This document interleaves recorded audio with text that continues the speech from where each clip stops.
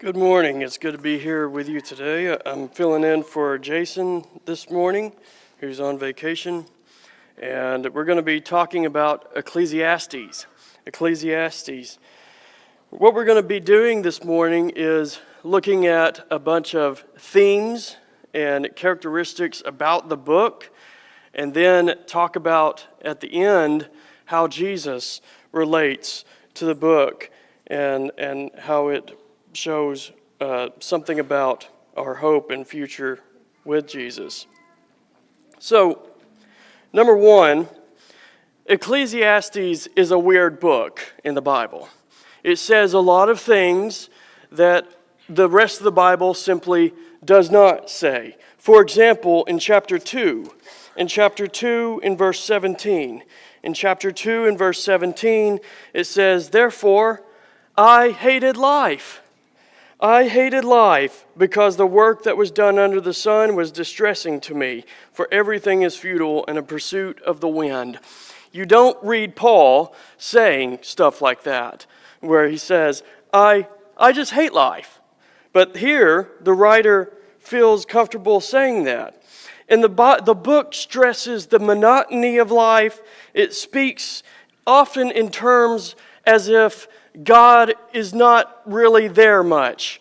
The Bible talks about, the Ecclesiastes, the book, talks about God here and there, but the picture overall is that God in the writer's life is more of just there in the corner when he needs him, but he doesn't look like he completely devotes his life to God. He doesn't look like God is just his all-consuming thought and interest. And so that's very uncharacteristic of a lot of the other books in the Bible. And this book constantly stresses also the need to enjoy life. That's a thing that we don't really see in the rest of the Bible that much. But here, at least 6 times, the author stresses the need to enjoy life, as if that's one of the big things about what it means to be a human. And no other books really do these things and really speak these ways. And so it raises question marks as to why is this book so different? What's going on in this book? And I think one of the keys is that phrase, under heaven or under the sun. That phrase is used over and over and over throughout the book to explain the doings and the goings of humans. And that phrase, under the sun, what humans do under the sun, is not really used anywhere else in the Bible either. And so the picture here is that life is grueling. It often encompasses and includes difficult tasks and sweat and labor and toil. Toil is a word he uses often throughout this book. Toil is like intense labor, not just labor, but intense labor. And that under the sun, it's like in the heat constantly with the sun over you. But what that phrase also suggests, I think, is that it is referencing life in this world only. And it's picturing life as, what does life look like if we only factor in this world, not the world to come. And so that's one reason Ecclesiastes is so different. Because all the other books in the Bible are constantly having the future in mind, eternity in mind. But in Ecclesiastes, it's as if the writer is not even sure there is a future. And so he's writing from that perspective. And another thing we can see about Ecclesiastes, and secondly, is that you almost can't understand Ecclesiastes without first having a good understanding and familiarity with Proverbs, the book of Proverbs. The reason is because Ecclesiastes will kind of jump off of a lot of themes that are raised in Proverbs, and then it will give kind of questions almost, as if to say, we know Proverbs says this, but is that really true? How often is that true? And so a lot of times Proverbs will state things as general principles of life. Generally, the wicked lose and the righteous win. That could be a summary of the justice in Proverbs. But Ecclesiastes is coming from the perspective of how often does that really happen? How often do we really see that kind of thing happen? And so while Proverbs is giving answers, Ecclesiastes appears to be raising questions that Proverbs doesn't answer. And so you can think about it like that. Let's give an example. Proverbs, if you read Proverbs gives an extremely high view of wisdom. So high that it is almost as if wisdom is pictured as answering all our problems in life. So for example, in Proverbs chapter 3, verse 5, Proverbs chapter 3, verses 5 through 12. Proverbs 3, verses 5 through 12, it says, "Trust in the Lord with all your heart, and do not rely on your own understanding. In all your ways know him, and he will make your way straight. Don't be wise in your own eyes. Fear the Lord and turn away from evil. This will be healing for your body and strengthening for your bones. Honor the Lord with your possessions and with the first produce of your entire harvest. Then your barns will be completely filled, and your vats will overflow with new wine. Do not despise the Lord's instruction, my son, and do not loathe his discipline, for the Lord disciplines the one he loves, just as a father disciplines the son in whom he delights." So in that section, it gives a picture of if you just follow the Lord with all your heart, you trust him, that's true wisdom, and then everything else will work out. You will even be prosperous, and justice will go your way, and all of that. That's the big picture that it's painting there. Ecclesiastes says, wait a minute, being wise is good and all, but how far does it actually get you in this life? So chapter 2 of Ecclesiastes, chapter 2, verse 13. Chapter 2, verse 13.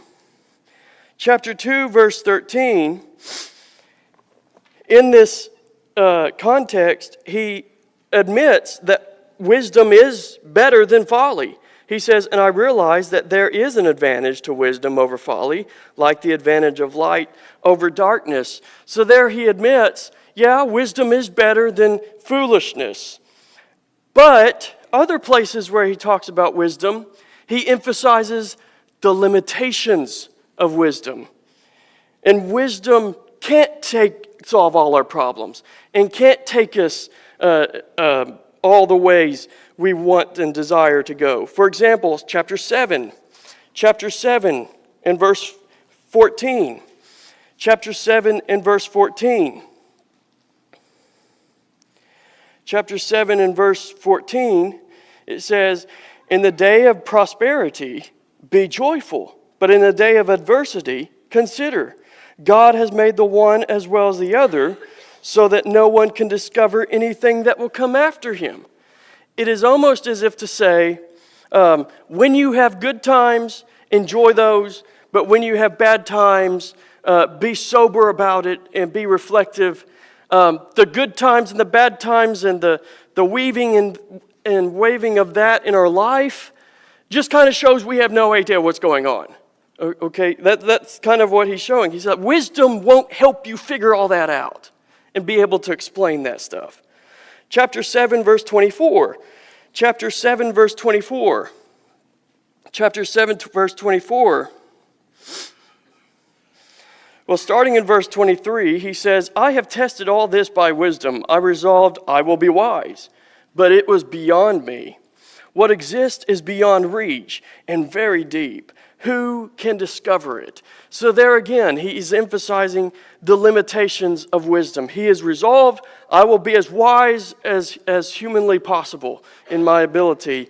And then he realized, well, that didn't get me very far as far as understanding the world. So how useful is that to me? Chapter 8, verse 17. Chapter 8, verse 17. This time, he is emphasizing that wisdom won't help you know everything, but it also won't be ultimately satisfying. It won't be ultimately fulfilling. So chapter 8, starting in verse 16, it says, "When I applied my mind to know wisdom and to observe the activity that is done on the earth, even though one's eyes do not close in sleep day or night, I observed all the work of God and concluded that a person is unable to discover the work that's done under the sun. Even though a person labors hard to explore it, he cannot find it. Even if a wise person claims to know it, he is unable to discover it." So for him, wisdom can only take you so far, and especially when we're trying to understand God, God is just way beyond our understanding, and trying to figure out how God exactly relates to the world and his interactions with the world and all of that, he's almost like, you might as well just give up trying to understand that because you can't do it, no matter how wise you get. So that's just one example of showing how Proverbs talks about wisdom compared to Ecclesiastes, how it talks about wisdom. Proverbs emphasizes the utility of wisdom. Ecclesiastes emphasizes the limitations of wisdom. Another thing in Ecclesiastes, and this is my third observation of the book as a whole right now, is what might be called the vocabulary of futility. The vocabulary of futility. So there's three words that especially, or three phrases that especially jump out and catch our attention. The first one is vanity, usually translated vanity or futility. This word is used 35 times in Ecclesiastes. Do you know how many times that word is used outside of Ecclesiastes in the Old Testament? 32 times. So just in Ecclesiastes, the word for vanity or futility is used 3 more times than it's used in the rest of the Old Testament. Okay? In the rest, often used, when it's used outside of Ecclesiastes, it's often connected to idolatry. 2 Kings chapter 17, verse 15 is an example of that, often emphasizing the futile adventure of trying to make a god in your own image. But Ecclesiastes doesn't really deal with idolatry. Ecclesiastes, when it's using vanity, it's emphasizing just life in general, just the day in and day out and the monotony of life. What do you gain by all the work? What do you gain by all the love? What do you gain by, just any of our activities that we do here and now? Chapter 1, verse 2 opens using this word. Chapter 1, verse 2, where it says, my translation says, absolute futility, says the teacher. Absolute futility. Everything is futile.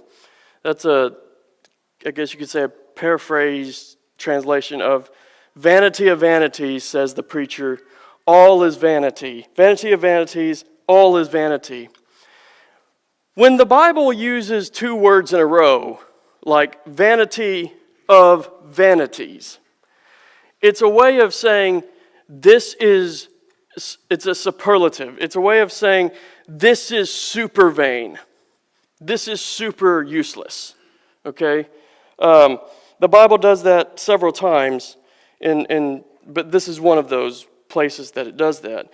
So the book opens with that vanity of vanities, all is vanity, everything's vanity.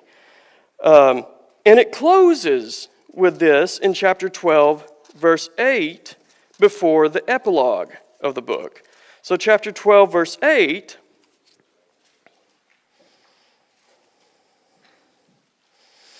Chapter 12, verse 8, it says again, absolute futility, says the teacher, everything is futile. Or vanity of vanities, says the preacher, everything is vanity. And then it gives an epilogue kind of showing what we can learn from the book as a whole. So that's one thing. Vanity is jumping out constantly. the vanity of life, but also he uses the phrase striving after wind. Striving after wind. And it's a metaphor for basically trying to accomplish something in life works about as good as if you catch wind in your hands. Okay? It doesn't happen. And so here's a couple examples of that. Chapter 1, verse 14. Chapter 1, verse 14, he says, I have seen all the things that are done under the sun, and have found everything to be futile, a pursuit of the wind, or a striving of the wind. I think some paraphrase translations say it's like trying to hold ice. It's trying to grab ice. And when you hold ice, what happens? It melts, and then it turns to water, and you can't hold water. And so it's a similar concept there. Verse 17 of chapter 1. I applied my mind to know wisdom and knowledge, madness and folly. I learned that this too is a pursuit of the wind. Chapter 2, verse 1. I said to myself, go ahead, I will test you with pleasure. Enjoy what is good. But it turned out to be futile. Verse 11. It says, when I considered all that I had accomplished and what I had labored to achieve, I found everything to be futile and a pursuit of the wind. There was nothing to be gained under the sun. And so this idea of striving after the wind or pursuing the wind is often connected as a synonym to vanity, what vanity is. So we have vanity, we have striving after wind, and then third, we have the phrase, it does not satisfy. It does not satisfy. So chapter 1, verses 7 through 9 emphasizes this. Chapter 1, verses 7 through 9, it says, all the streams flow to the sea, yet the seas never full. That word full is a similar word for satisfied. That's translated satisfied other places. So the seas never full. To the place where the streams flow, there they flow again. Verse 8, all things are wearisome, more than anyone can say. The eye is not satisfied by seeing, or the ear filled with hearing. What has been is what will be, and what has been done is what will be done. There is nothing new under the sun. So there it looks like he's using the water cycle, how rivers are constantly flowing into seas or oceans. And when is that done? When is that finished? When is that work finished? It's not.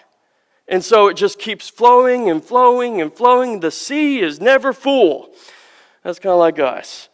We're trying to put things in our life to satisfy us and enjoy and find happiness, and it just seems like it never works. Nothing is lasting. And so he's capturing that aspect of our lives and trying to show us how that really is. In chapter 4, verse 8, another place that he talks about not being satisfied. Chapter 4, verse 8, there's a person without a companion, without even a son or brother. And though there's no end to all his struggles, his eyes are still not content with riches. Who am I struggling for, he asks, and depriving myself of good things? This too is futile and a miserable task. There he describes a scenario where someone has a job and he's working and he's making a lot of money, but he doesn't have anyone to share it with. No son, no brother, and I guess no wife. And so he's constantly wondering, why am I doing this? What is the ultimate goal here? What is the permanent thing that I'm going to get from all this work and activity that I'm doing? Chapter 5, verse 10. Chapter 5, verse 10. Chapter 5, verse 10 is talking more about wealth. The one who loves silver is never satisfied with silver, and whoever loves wealth is never satisfied with income. This too is vanity. Chapter 6 and verse 7. Chapter 6 and verse 7. All of a person's labor is for his stomach. Yet, the appetite is never satisfied. And that's the thing with food. We work for food, we eat it, we're satisfied, filled for a little bit, and then we get hungry again, and we need to work more to fill that hunger even more. And it's just a constant cycle. And so, by using these three phrases, vanity, striving after wind, it does not satisfy. Ecclesiastes is showing that the limitations of everything life has to offer in terms of meaning, in terms of value, in terms of satisfaction and happiness and joy, all of these things that he is talking about will only take you so far. And it's not that far. And so it's almost as if he leaves you with asking the question, then what is the answer? What is the answer to all the satisfaction cravings we have? What is the answer to the desire for meaning, for lasting, permanent meaning and value? What is the answer to all that? And we'll talk about that at the end of the lesson. So we've looked at how Ecclesiastes is unique in the things that it says, how it relates to Proverbs, and how it uses those three phrases, vanity, striving after wind, not satisfied. But we also see in Ecclesiastes number 4, that Ecclesiastes carries a very mixed tone. As far as sometimes it's very pessimistic, and then other times it's optimistic in the way it talks. And so, for example, pessimistic passages, we've already seen chapter 2, verse 17, where he says he hates life because it's so hard and he's not sure what you gain from it. But then chapter 4, verses 1 through 3, look at this passage. Chapter 4, verses 1 through 3. Again, I observed all the acts of oppression being done under the sun. Look at the tears of those who are oppressed. They have no one to comfort them. Power is with those who oppress them. They have no one to comfort them. So I commended the dead, who have already died, more than the living who are still alive. But better than either of them is the one who has not yet existed, who has not seen the evil activity that's done under the sun. To give a paraphrase of that, he's saying, I look around me. He's not even talking about himself in this situation. He's just saying, I look at the people around me. I see how hard they have it. I see the oppression that they go under. And then I see the powerful. And neither party, neither the oppressed or the oppressors really have much to go for in life. They don't have anyone to comfort them, both of them. And so he's thinking, well, maybe it's just better not to have existed yet. Maybe it's the ones who are yet to be born are better off than the ones who actually live right now, because life is so hard and the world is such a dark place to live. So passages like that are extremely pessimistic. Here's another one, chapter 6. Chapter 6, verses 3 through 6. Chapter 6,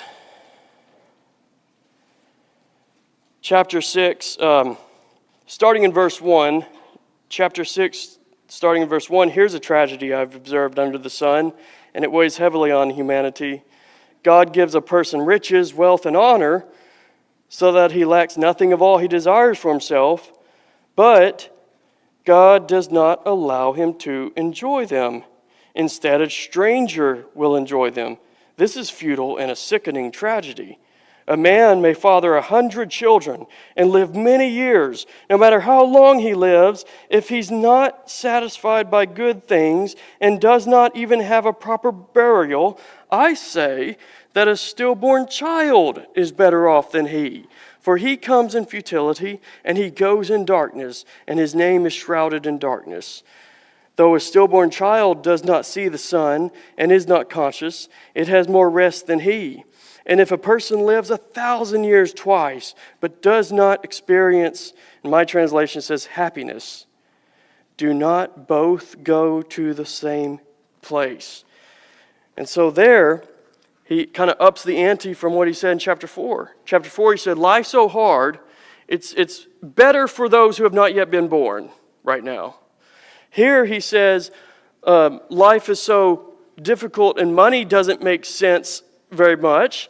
And so therefore, it's better that a baby die when it's being born than to have to live out life and experience these things. And so if we stopped right there, we would think, man, this guy, why is this even in the Bible? It's not telling us anything good, right? Well, we just have to keep on digging through it. So those are some pessimistic passages that he gives. And then he also has optimistic passages. So for example, chapter 2. Chapter 2, verses 24 through 26. Chapter 2, verses 24 through 26. He says, "There is nothing better for a person than to eat, drink, and enjoy his work. I have seen that even this is from God's hand, because who can eat and who can enjoy life apart from him? For to the person who is pleasing in his sight, he gives wisdom, knowledge, and joy. But to the sinner, he gives the task of gathering and accumulating in order to give to the one who's pleasing in God's sight. This too is futile and a pursuit of the wind." Another place is chapter 3, verse 12. Chapter 3, verse 12, where he's more optimistic. Chapter 3, verse 12. Chapter 3, verse 12. "I know that there is nothing better for them than to rejoice and enjoy the good life." Now back up to verse 9 just to get what he's talking about here. Verse 9, "What does the worker gain from his struggles? I have seen the task that God has given the children of Adam to keep them occupied. He has made everything appropriate in its time," or some translations say beautiful in its time. "He has also put eternity in their hearts."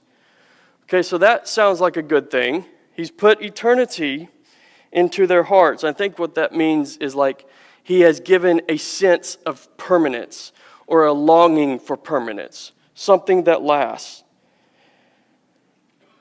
"But," he says, he continues the sentence, "but no one can discover the work God has done from beginning to end."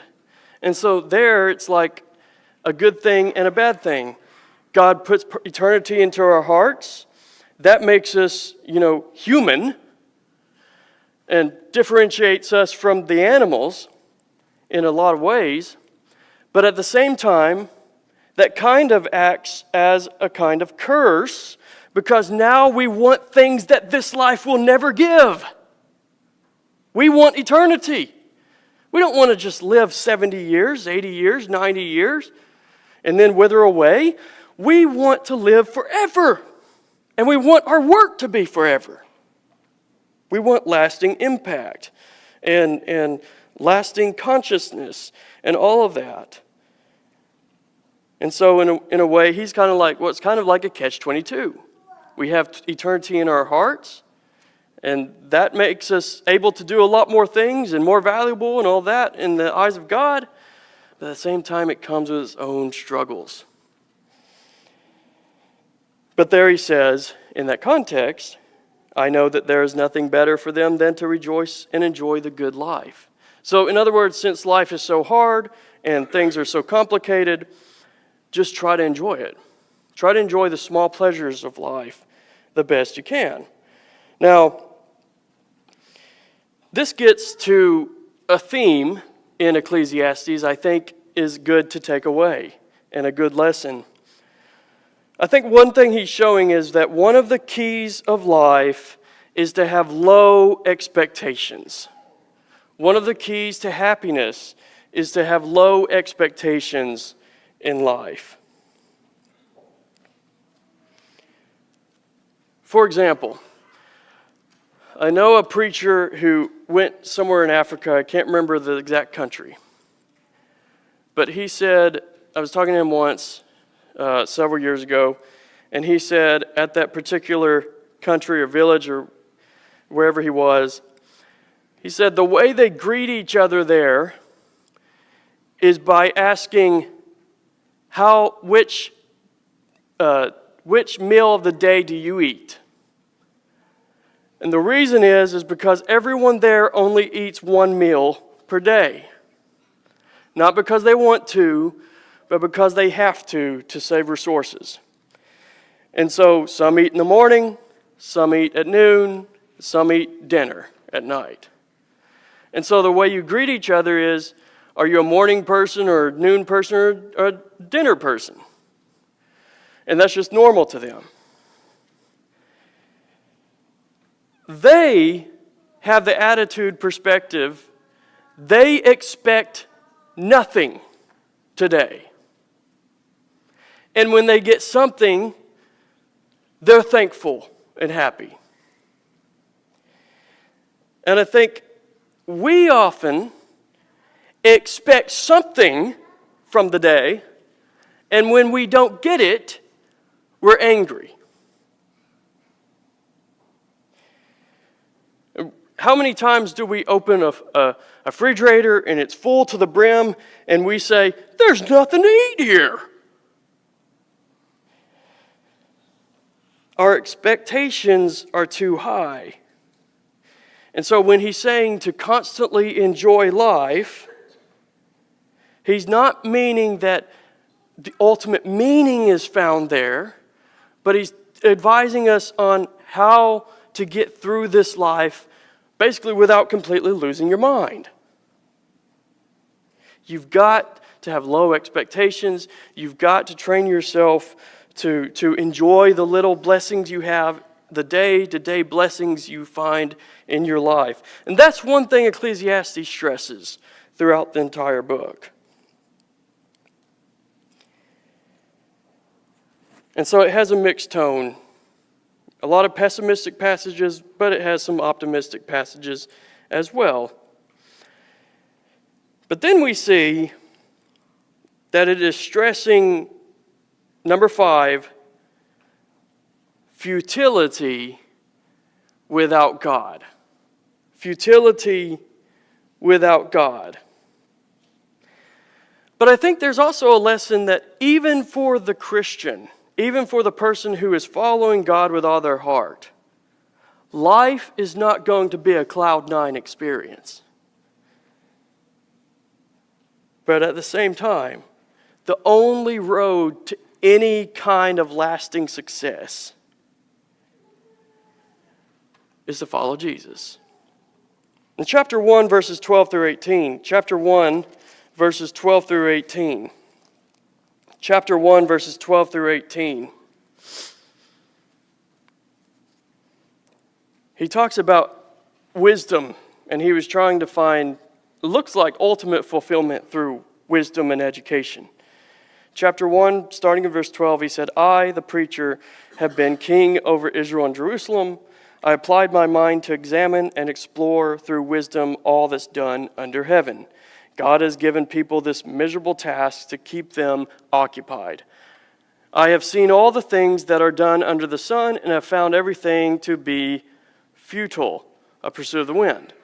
What is crooked cannot be straightened. What is lacking cannot be counted.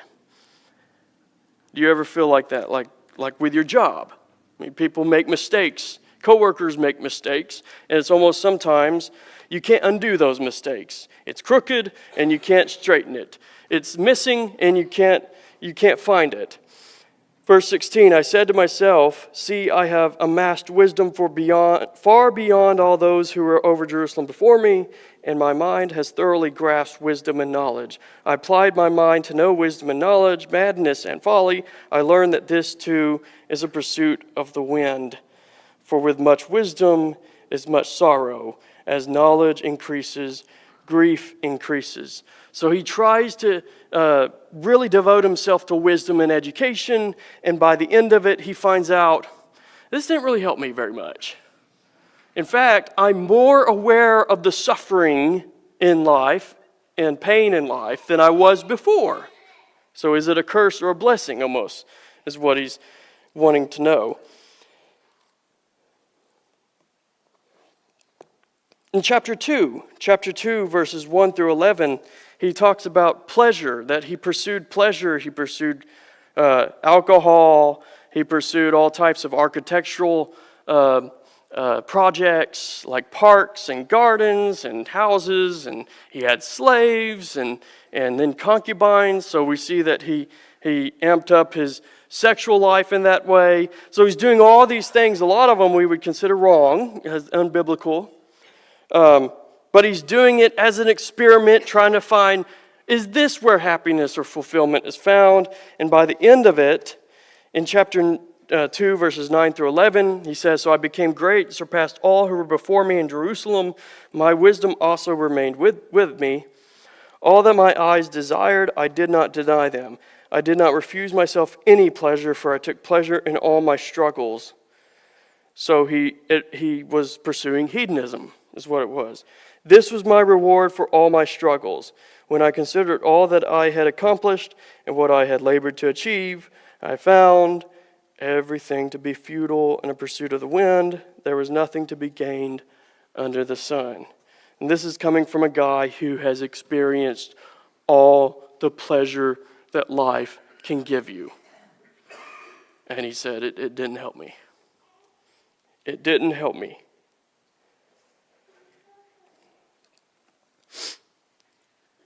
When the Beatles, the band, first became famous, and they were making tons of money, selling tons of records real fast, they started going on tours, and they began buying basically anything they wanted.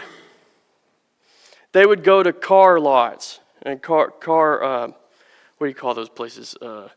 Just places where you buy cars. They would go there and just pick out which ones they want and pay cash for them right there. They could buy anything their heart desired.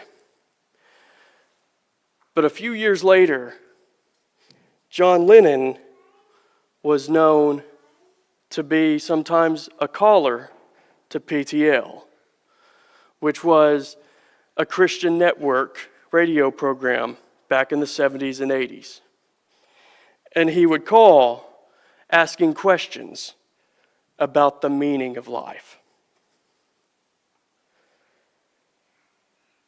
What I tell that story just to show that what we read here in chapter 2, verses 1 through 11 is not a fairy tale.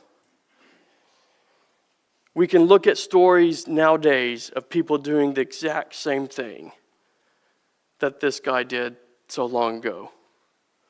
You get everything you want, and you're still not happy.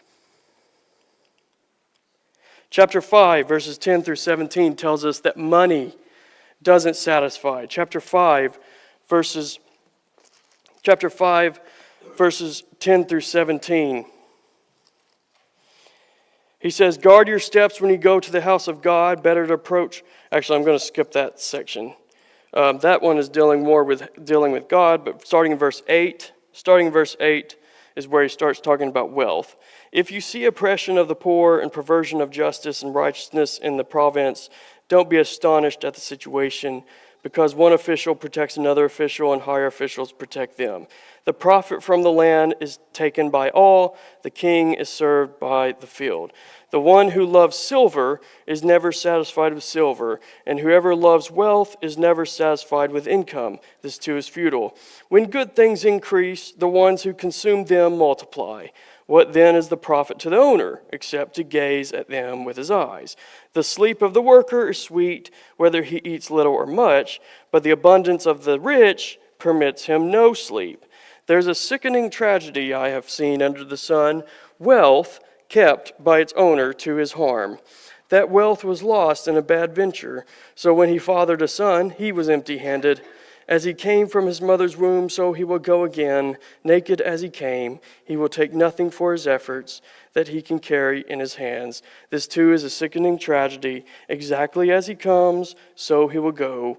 What does the one gain who struggles for the wind? What is more, he eats in darkness all his days, with much frustration, sickness, and anger." Again, wealth and money doesn't satisfy. In fact, as this passage shows, it can bring its own problems too.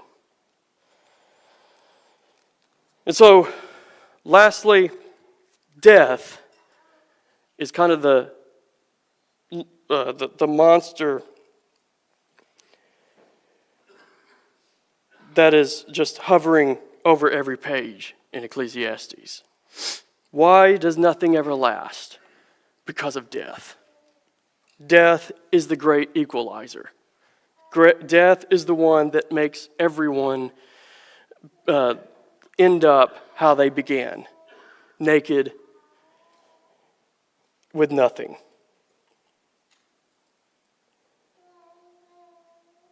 And the inevitability of death is a reality for us all, and there are no exceptions. In chapter 9,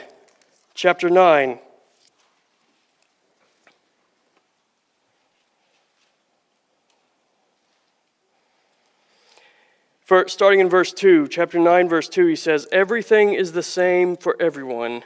There is one fate for the righteous and the wicked, for the good and the bad, for the clean and the unclean, for the one who sacrifices and the one who does not sacrifice. As it is for the good, so also it is for the sinner.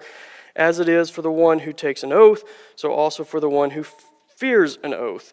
This is an evil in all that is done under the sun. There is one fate for everyone.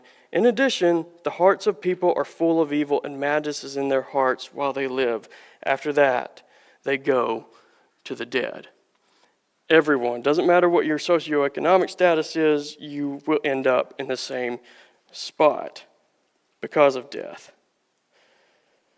No matter what we do in life, all of that will collapse because we will die. And that's an issue that he is constantly thinking about. By the end of the book, in chapter 12, verses 9 through 14, it changes its tone pretty dramatically. It says, starting in verse 9, chapter 12, verse 9, "In addition to the teacher being a wise man, he constantly taught the people knowledge. He weighed, explored, and arranged many proverbs. The teacher sought to find delightful sayings and write words of truth accurately. The sayings of the wise are like cattle prods, and those from masters of collections are like firmly embedded nails. The sayings are given by one shepherd." Then it says in verse 12, "But beyond these, my son, be warned. There is no end to the making of many books, and much study wearies the body. When all has been heard, the conclusion of the matter is this: fear God and keep his commands, because this is for all humanity. For God will bring every act to judgment, including every hidden thing, whether good or evil." So by the end of the book, he doesn't talk about how we should enjoy life. That was a big theme, a big conclusion that he kept coming to in the book. He doesn't emphasize that we should enjoy life. He doesn't talk about how futile life is anymore. Now, there's a factor brought in that looks like was not considered the rest of the book, and that's God's judgment and eternity in our eternal homes. Why is injustice so difficult to cope with as a factor in life? Well, for the Ecclesiastes writer, it's because it will never get balanced. It will never be punished. Here, by the end of the book, he is saying, God will bring every act to judgment, including every hidden thing, whether good or evil. In other words, that, depending on who you are, that's a good thing or a bad thing. For the righteous, it's a very good news, and for the wicked, it's very bad news, because no bad deed will go unpunished. No bad deed will go unpunished, because God will make sure that, and God will make sure of that. There's one more passage I want to point out before we close. In Romans chapter 8. Romans chapter 8. Paul uses the same word that is translated vanity in Ecclesiastes. He uses it in chapter 8, verse 20. Romans chapter 8, starting in verse 18 to get the context. Romans chapter 8, verse 18, he says, "For I consider that the sufferings of this present time are not worth comparing with the glory that is going to be revealed to us." You see, Ecclesiastes was dealing with the sufferings, but it had no glory that Paul talks about to balance it out.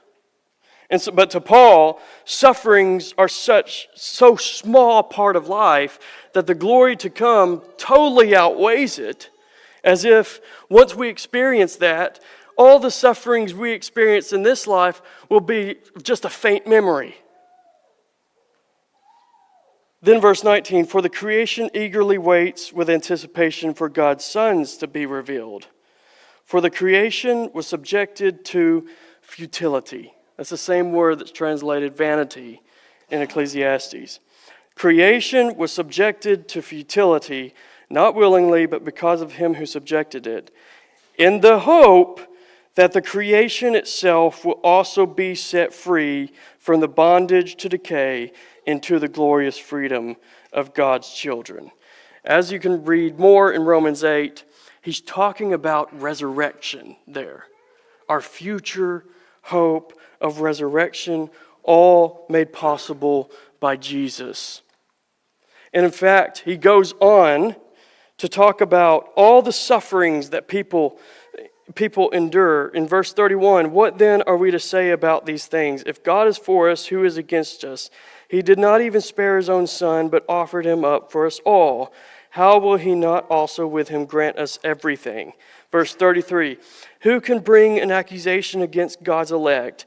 God is the one who justifies. Who is the one who condemns? Christ Jesus is the one who died, but even more has been raised. He also is at the right hand of God and intercedes for us.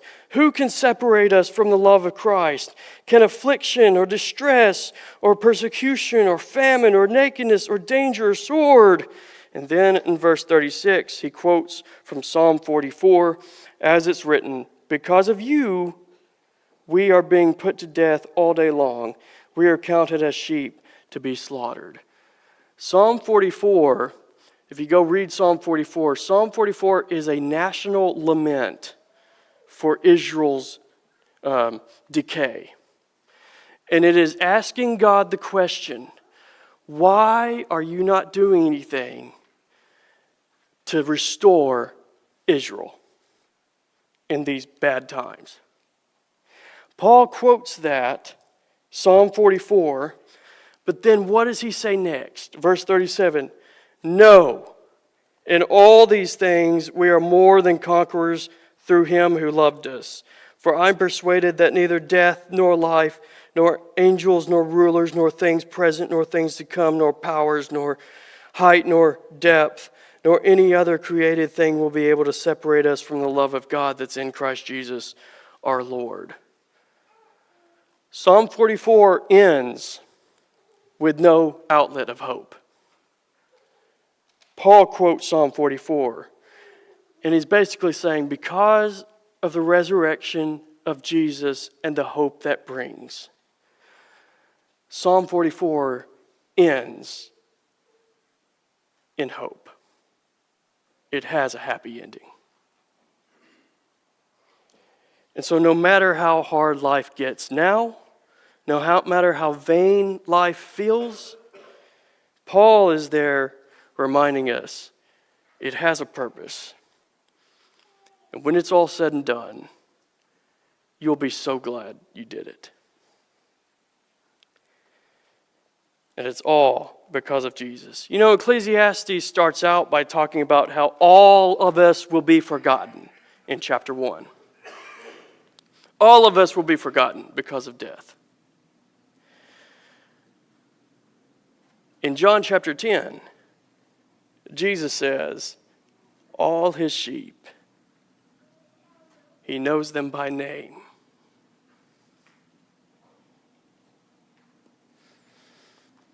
Does he know you?